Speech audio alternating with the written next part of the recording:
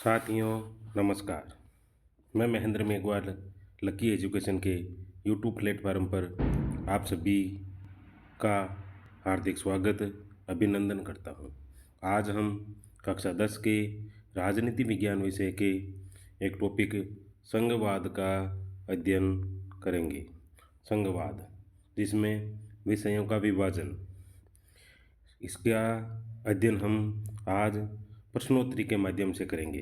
पहला सवाल, संघात्मक शासन क्या है? संघात्मक शासन क्या है? वह शासन जिसमें सत्ता दो या दो से अधिक स्तरों के मध्य बंटी हुई होती है। इसमें संविधान के द्वारा केंद्र और राज्यों के मध्य शक्तियों का वितरण किया जाता है, उसे संघात्मक शासन कहते हैं। हमारे भारत देश में ऐसी त्रिस्तरीय शासन व्यवस्था को अपनाया गया है। सबसे ऊपर केंद्र सरकार, उसके नीचे राज्य सरकार, सबसे नीचे त्रिस्तरीय शासन व्यवस्था या पंचायती राज। इस प्रकार अलग अलग स्तरों पर अलग अलग शासन व्यवस्था को बांटा गया है, जिससे देश की शासन व्यवस्था को सुचारू रूप से और प्रत्येक जन जन तक चलाई जा सके। अर्थात संघात्मक शासन व्यवस्था जिसमें विषयों का विभाजन स्तरीय स्वीकार कर लिया जाता है।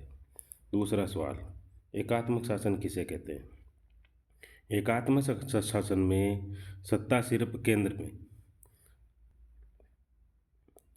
केंद्र सरकार के पास ही सत्ता होती है। केंद्र के अधीनस्थ अनेक इकाइयां जरूर होती है, पर सत्ता केंद्रीकृत हो जाती है, एक ही जगह हो जाती है। शासन के अनेक स्तर नहीं होते हैं जो कि संघात्मक शासन में होते हैं, उसे एकात्मक शासन कहते हैं। शासन के कितने रूप होते हैं? इम्पोर्टेंट सवाल है पाठ के हिसाब से। शासन के कुल रूप 2, अंग 3। रूप 2, अंग 3। शासन के कुल 2 रूप होते हैं। शासन के कुल 3 अंग होते हैं। 2 रूप कौन कौन से? एकात्मक और संघात्मक। एकात्मक में शासन एक ही जगह, एकात्मक में शासन एक ही जगह, जबकि संघात्मक में शासन का बंटवारा कर दिया जाता है। इसको हम केंद्रीकृत भी कह सकते हैं, केंद्रीकृत। और ये बंटवारा हो जाता है विकेंद्रीकृत। विकेंद्रीकृत, वेरी इंपॉर्टेंट, विकेंद्रीकृत। विकेंद्रीकृत।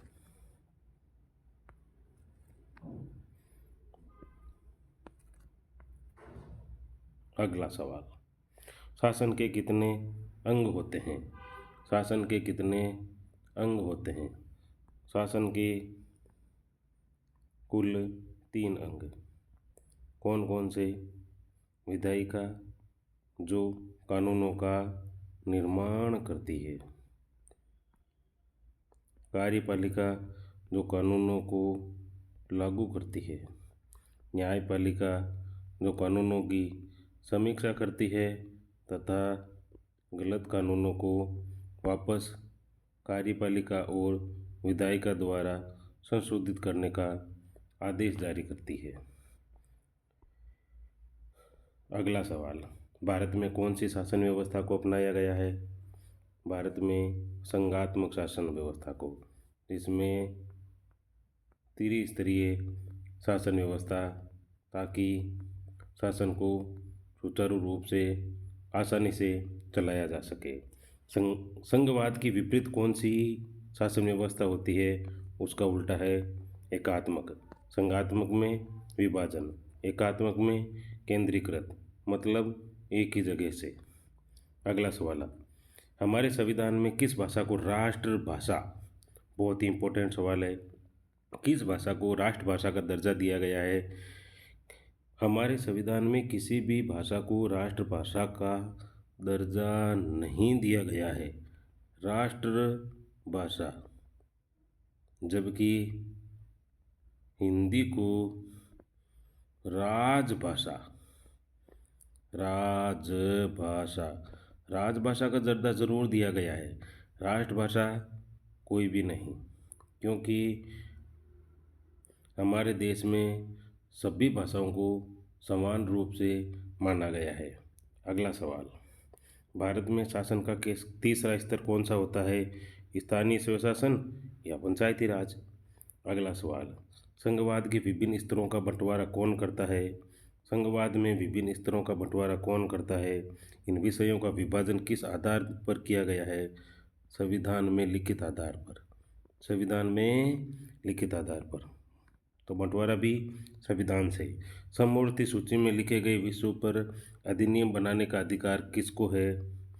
वेरी इंपॉर्टेंट, संघ और राज्य दोनों को। वेरी इंपॉर्टेंट, समवर्ती सूची पर कानून बनाने का अधिकार संघ और राज्य दोनों को ही है, परंतु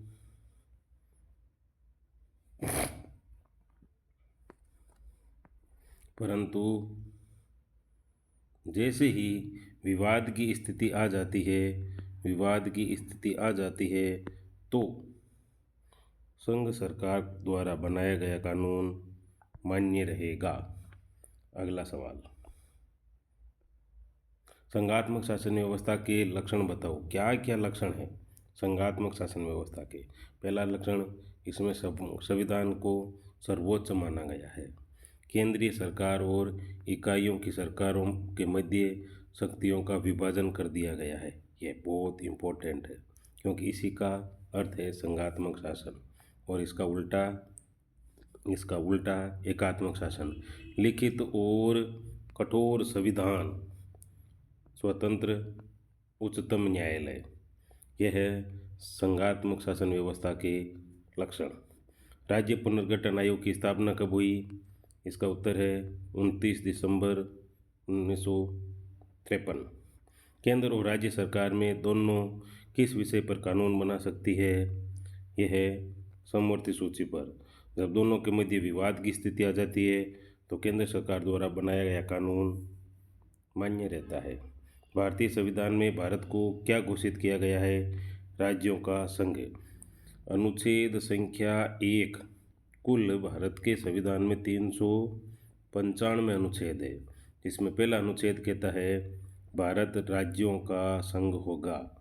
भारत राज्यों का संघ होगा। भारत राज्यों का संघ होगा। शिक्षा किस सूची का विषय है? समवर्ती सूची। समवर्ती सूची। समवर्ती सूची। अगला सवाल,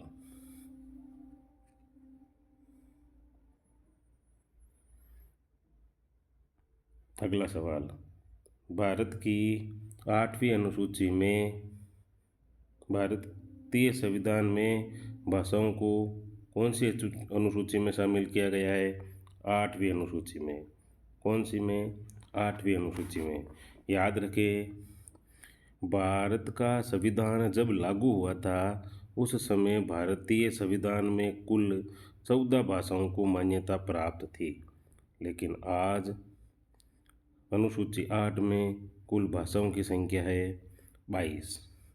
वो कैसे? 21, 71 और 92। एक संविधान संशोधन हुआ था 21वां, एक संविधान संशोधन हुआ था 71वां, एक संविधान संशोधन हुआ था 92वां। 21वें संविधान संशोधन के तहत नेपाली, कोंकणी और मणिपुरी को संविधान की 8वीं अनुसूची में शामिल किया गया।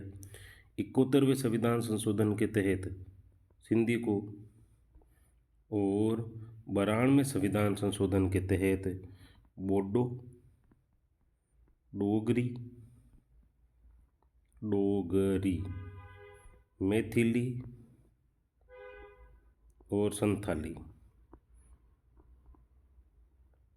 इन चार भाषाओं को शामिल किया गया। इन चार भाषाओं को शामिल करने के बाद वर्तमान में कुल भाषाएं हैं 8वीं अनुसूची में 22। इसका एक सूत्र है बदमाश, BDMS,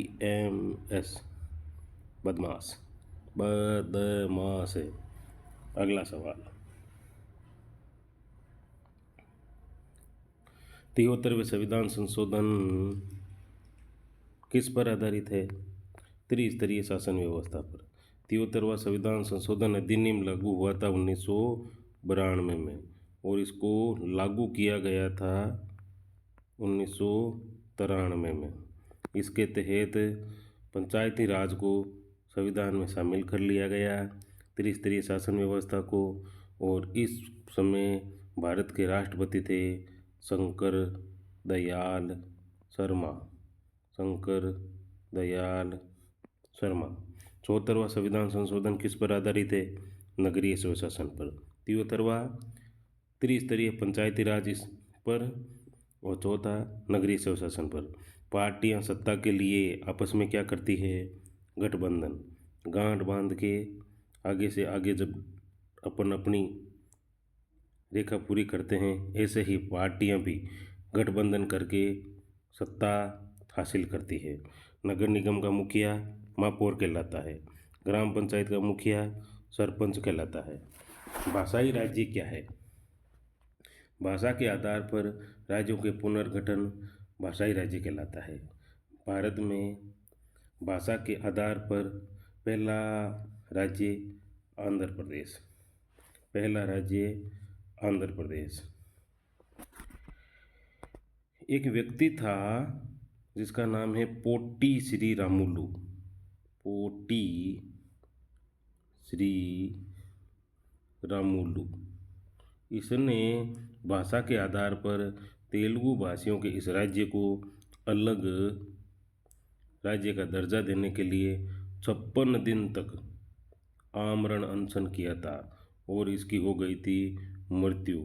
ज़्यादा दंगा फसाद लड़ाई झगड़े होने के कारण केंद्र सरकार द्वारा पहली बार आंध्र प्रदेश को भाषा के आधार पर अलग राज्य का दर्जा देना पड़ा और ये दर्जा दिया गया अक्टूबर 1953 में, अक्टूबर 1953 में।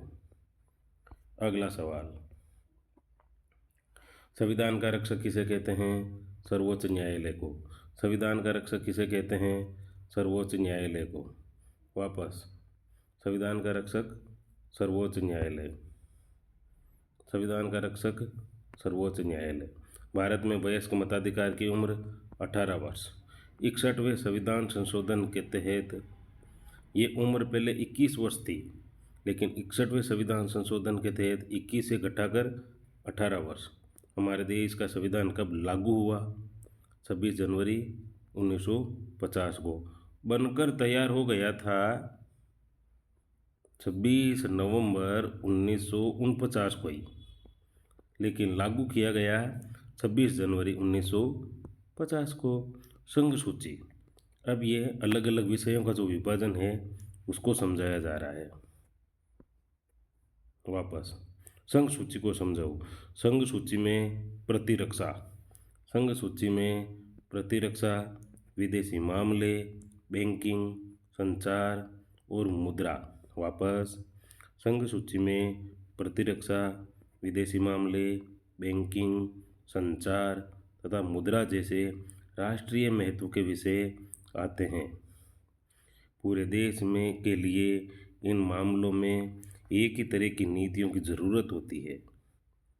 इस कारण इन विषयों को संघ सूची में डाला गया है।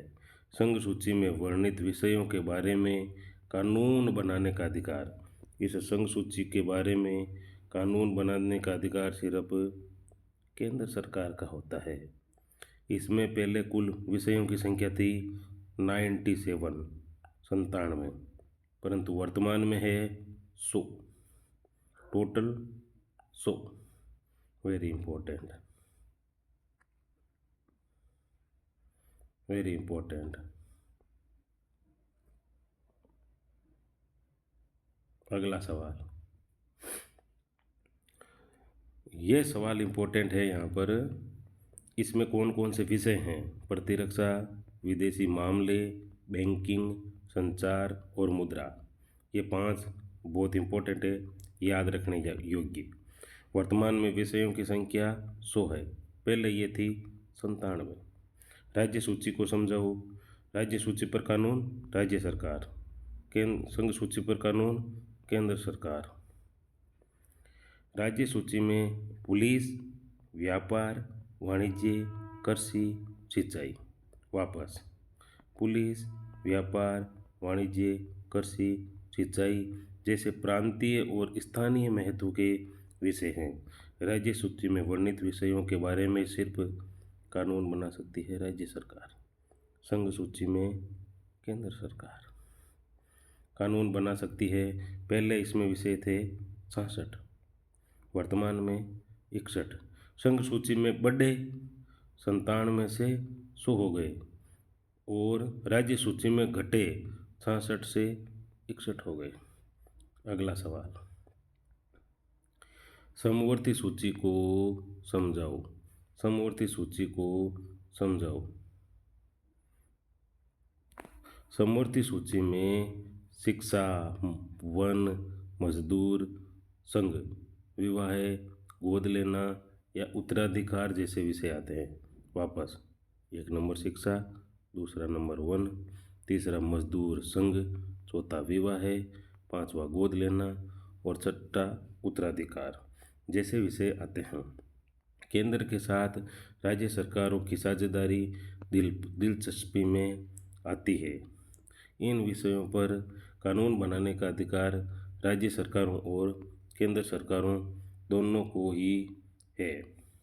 जब कानून में टकराव हो तो केंद्र सरकार द्वारा, वेरी इंपॉर्टेंट, कानून तो दोनों ही सरकारें बना सकती है, लेकिन टकराव की स्थिति में केंद्र सरकार द्वारा बनाया गया कानून मान्य होगा।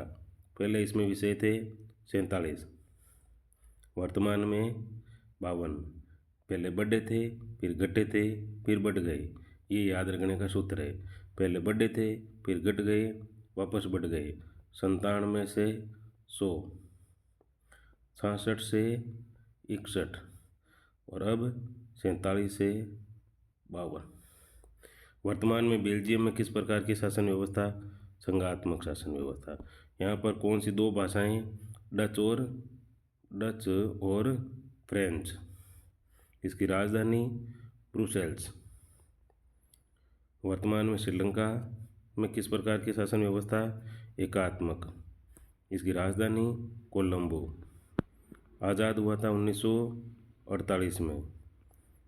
सिंहली को राजभाषा घोषित कर दिया गया था 1956 में। सन 2 गृह युद्ध चला था काफ़ी समय तक, और इसकी समाप्ति हुई थी गृह युद्ध की 2009 में। अगला सवाल, संघात्मक शासन व्यवस्था की 3 विशेषताएं बताइए। वह शासन जिसमें सत्ता 2 या 2 से अधिक स्तरों के मध्य बंटी हुई होती है, जिसमें संविधान के द्वारा केंद्र और राज्यों के मध्य शक्तियों का वितरण किया जाता है, शक्तियों का वितरण हो जाता है, उसे संघात्मक शासन व्यवस्था कहते हैं। इसकी निम्नलिखित विशेषताएं हैं। पहली विशेषता इंपॉर्टेंट है, ये 2 या 2 से अधिक स्तरों में बंटी रहेगी, तभी तो विषयों का विभाजन होगा। तभी तो विषयों का विभाजन होगा। अलग अलग स्तर की सरकारें एक ही नागरिक समूह पर प्रशासन करती है। अलग अलग स्तर की सरकारें, एक ही नागरिक एक ही है, लेकिन सरकारें अलग अलग हैं, किंतु कानून बनाते समय, कर वसूलते समय प्रशासन का उन पर अपना अधिकार क्षेत्र होता है। संघीय शासन व्यवस्था के दोहरे उद्देश्य होते हैं: देश की एकता की सुरक्षा करना, उसे बढ़ावा देना तथा इसके साथ ही क्षेत्रीय विविधताओं का पूरा सम्मान करना। यह है 3 संघात्मक शासन व्यवस्था की विशेषताएं। पहला, 2 या 2 से अधिक स्तर की सरकारें। दूसरा, अलग अलग स्तर की सरकारें एक ही नागरिक समूह पर प्रशासन करती है, किंतु कानून बनाने, कर वसूलने और प्रशासन का उनका अपना अपना अधिकार क्षेत्र होता है संघात्मक व्यवस्था में। तीसरी बात है, संघीय शासन व्यवस्था का उद्देश्य दोहरा।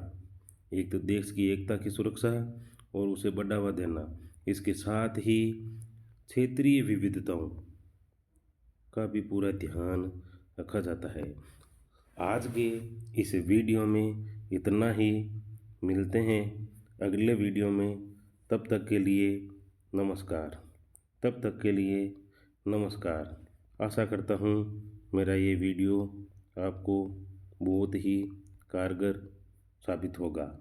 धन्यवाद।